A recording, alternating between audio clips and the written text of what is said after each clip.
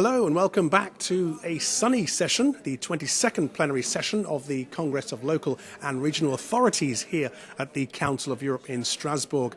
I'm Charles Amponter and I'm joined now by Onno VAN VELDHUIZEN. He is the chair of the Dutch delegation to the Congress. Hello and welcome along. Thank you very much. It's actually Onno.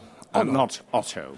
Otto von Bismarck was German and I'm Dutch. I'm sure I said Onno van Veldhuizen. Okay. Anyway, our own Secretary General, Torbjörn Jagland, has condemned allegedly racist and xenophobic comments made on the website of the Dutch right-wing politician Geert Wilders. And he condemned Wilders some time ago, some weeks ago now. Yes. But as chair of the Dutch delegation, you've only recently done so. Why is it taking you so long? Oh, I thought we were quite quick, actually, because we were well ahead of quite some councils in the Netherlands, local councils, which took motions on board, which condemned this side also, because on the local level, we, of course, have quite a lot of people from the Middle European countries and the Eastern European countries. I myself have ancestors from Romania, no, I don't think we were that late, I must say, and we had the first opportunity where we were present here taken to condemn it as a Dutch delegation, and the Dutch delegation of the Committee of the Region did the same. So we have, in this respect, when it comes from local and regional bodies, the same voice and the same sound. Okay, so you say you've done it as early as possible. Yes. Okay, now the issue of Geert Wilders' site is discussed has been discussed at EU level. Yes.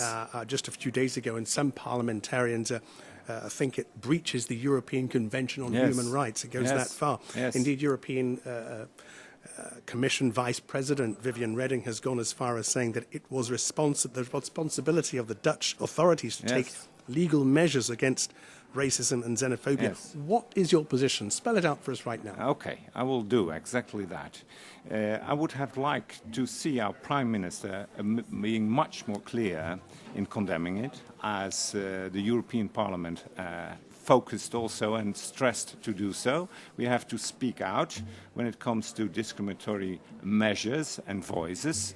We have our Article 1 of our Constitution, which is the equality principle. It's all well, it's certainly not favorizing that, to say it very mildly.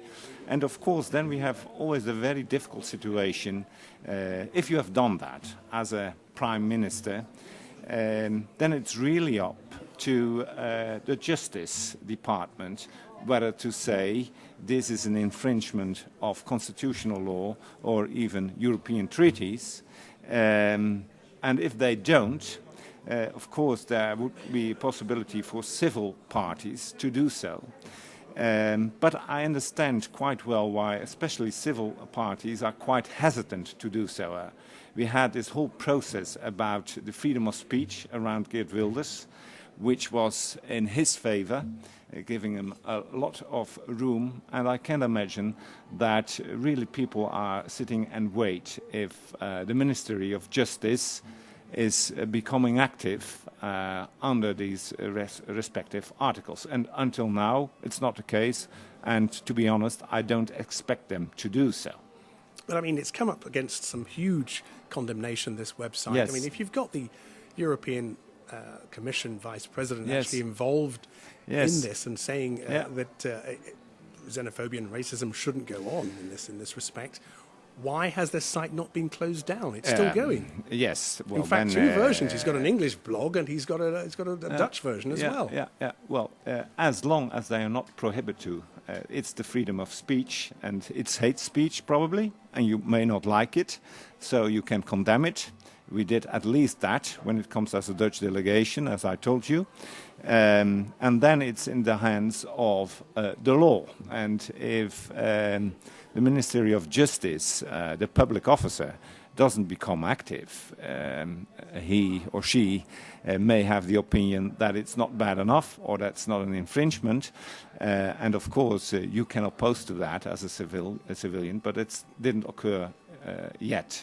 It's not yet the case. What does the majority of the Dutch population actually think about Geert Wilders and his site and his policies? I mean, the fact is he's being he's being almost, one could say, Yeah. his position accepted because he's needed to prop up the Dutch government. Yes and no. If you count, we have 150 seats in Parliament, and he has, differing from the opinion polls, something between 20 and 30. So it's clearly not the majority of the Netherlands that think and believe in this way. It has to be stressed.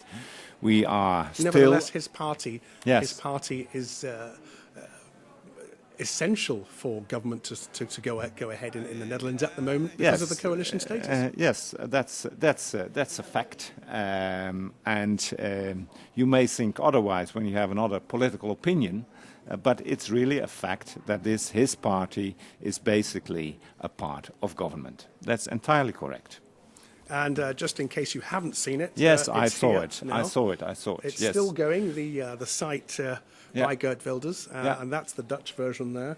And but you clearly haven't got the latest news. That's the English version there. This is updated as often as can be. Yes. But you don't know about that Hero Brinkman. He has resigned. Yes. He has resigned. And because of this site, so even within the PVV, this is causing stress. Because what Hero Brinkman stated this morning at 1 o'clock was simply that he said, I don't like the fact that all people are treated equally bad. So it's even in the PVV, it's not a side that is favored by all. And it's causing that much stress that people are leaving the party. Now, you've welcomed the fact that many Dutch municipalities have distanced themselves from the PVV party and Geert Wilders. What else can politicians at local and indeed at regional level do to fight against the negative image caused by this international media story at the European level?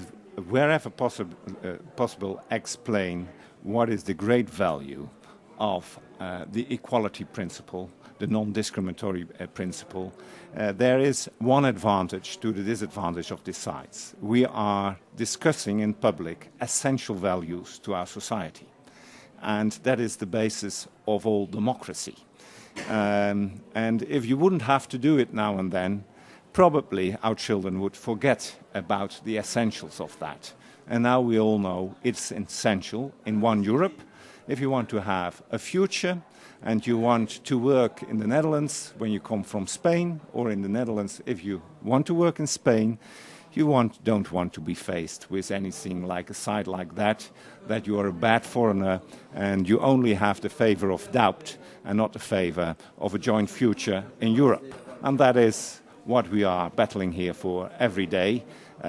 So in this way, I have to thank the PVV for the opportunity to once explain again that we are really different and that what they are discussing about is the past and what we are living for is the future.